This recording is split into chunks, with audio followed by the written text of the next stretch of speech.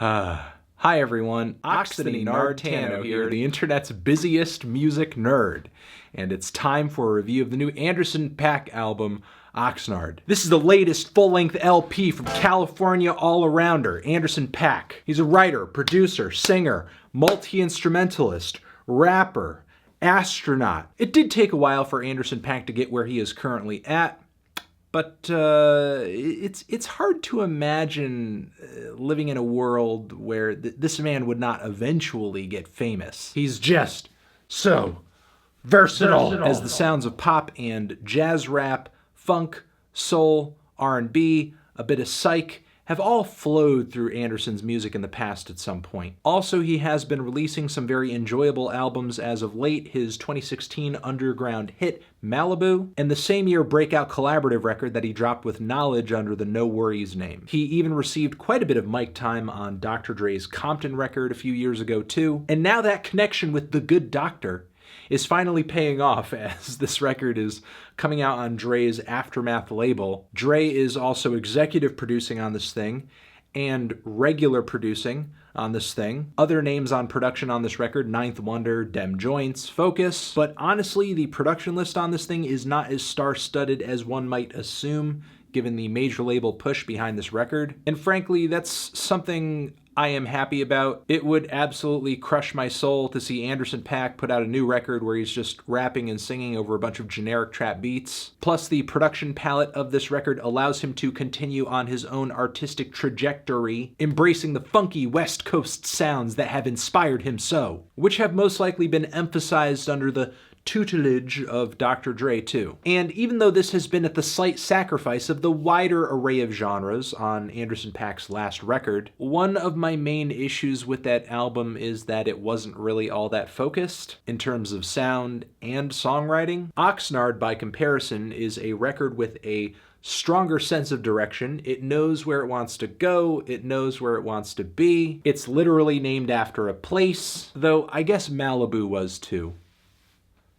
So whatever. Even in this slightly more limited state, Anderson .Paak does bring the audience on this record a pretty nice variety of sounds, ranging from G-funk and neo-soul and jazz rap, some futuristic bangers on this thing like Who Are You, as well as MANSA MUSA, which sound like the next logical artistic step past artists like Pharrell or Schoolboy Q on Oxymoron. The tone of the tracks on this record range too, like on the opening track, The Chase, whose instrumental literally sounds like the chase scene out of a 70s blaxploitation film, or the song Brother's Keeper, which also captures the sound of a similar era, exploding with these cinematic drums and guitars, organs, and epic background vocals. Pusha T totally kills it on his verse, backing up the sentiment, the theme of the song, and talking about his brother, talking about Clips, talking about how he can't quite get away from his usual subject matter, rapping about the you-know. Then there are some moments on this where Anderson, in his typical Anderson .Paak fashion, is delivering some fun, sensual, flirty, sexy tracks. The man is a charisma magnet. There are some poppier, slicker, showier cuts on this thing too, like TINTS featuring Kendrick Lamar, who ties up the back end of that track very well. Other features on this thing are equally pleasurable, like Snoop Dogg. His rapping on this thing sounds totally natural, effortless, like he was made for the instrumental that he's on, or vice versa, as he references that the sound of the beat reminds him of the G-funk era that he came out of. Dre on this thing is a little less rigid, sounds like he's having a bit more fun than he was on his Compton project when he appeared on that. J. Cole's appearance on this thing is slightly corny, though I'm not exactly sure what I was expecting, as he is rapping about kind of creeping over the internet on an old flame, hoping she pops up on Facebook. Though I do give him credit for feeding into the song's theme of coming together and longing for someone. I also like the eerie and psychedelic neo-soul direction that the instrumental goes into. BJ, the Chicago kid, sweetens up a kind of bitter and funny song about a series of ex-girlfriends that Anderson has had over the years, painting each of them as like a kooky caricature of themselves. Gotta say, this is the first time I think I've ever heard a rapper brag on a song about dating a gamer girl who likes anime and wants to go to Comic-Con. Gamers, rise up! Anderson and his collaborators on this thing also fit in a few multifaceted tracks that feature a creative beat or musical shift, like the song Six Summers, which kicks off with this really herky-jerky funk bass line and these loose group claps. The track sounds incredibly old school, incredibly vintage. Lyrically, Anderson is making these wild proclamations about Trump having a love child and she's growing up to drink and party and make out with women, which it's pretty funny, but it's not, I guess, a piece of commentary that lands with all that much significance. I like the song's transition into this really somber neo-soul rap blend, in which Anderson hits this refrain about drinking and smoking just to cope with the pain. If Anderson was going to inject some kind of social commentary into his stuff, I think he could have done better, could have scratched a bit deeper below the surface. But I do think he captured the emotion really well of the boom of frustration with the current state of things, and then the bust of futility and depression once you've realized that you can't change it. At least not by yourself anyway.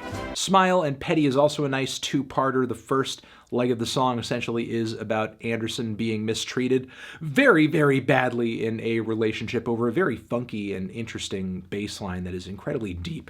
Gets all the way down to that fifth string. Meanwhile, the second half of the track is essentially Anderson's less than mature response to all of that. There's a pretty funky closing track on this thing. I love the instrumental. I like Anderson's energy on the song, though he pretty much lays the track out in this fake patois. I'm not exactly sure why he goes fake with the Jamaican accent in the final moments of the record, though I guess I could say he doesn't sound as dorky doing it as some other rappers do. It's kind of a weird way to end the record off, but it's still a pretty solid collection of tracks. I would actually say it's his best project so far in terms of production and songwriting, performance, as well as something I think his two previous projects were lacking, and that's focus. But as much as I enjoy this album, I do think there is room for improvement here. A few cuts on this thing were kind of underwhelming, like the track Savior's Road, which doesn't have nearly as much structure as a lot of other tracks on this thing do. And there are maybe a few tracks on this thing where Anderson's juvenile lyrics get in the way of the enjoyability of this album. And not to say that I think this record lyrically is worse off than any number of pop or trap rap albums out there.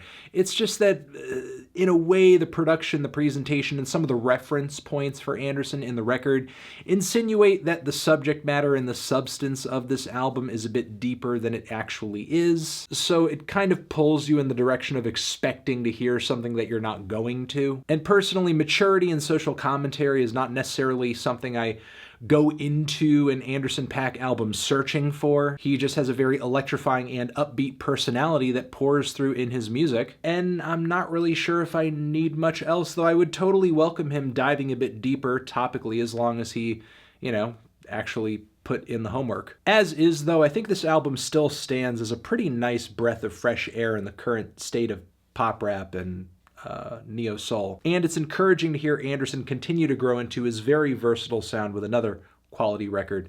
I'm feeling a light 8 on this thing. Transition, have you given this album a listen? Did you love it? Did you hate it? What would you rate it? You're the best, you're the best. What should I review next? Hit the like if you like. Please subscribe, and please don't cry. Hit the bell as well. Over here next to my head is another video that you can check out. Hit that up or the link to subscribe to the channel.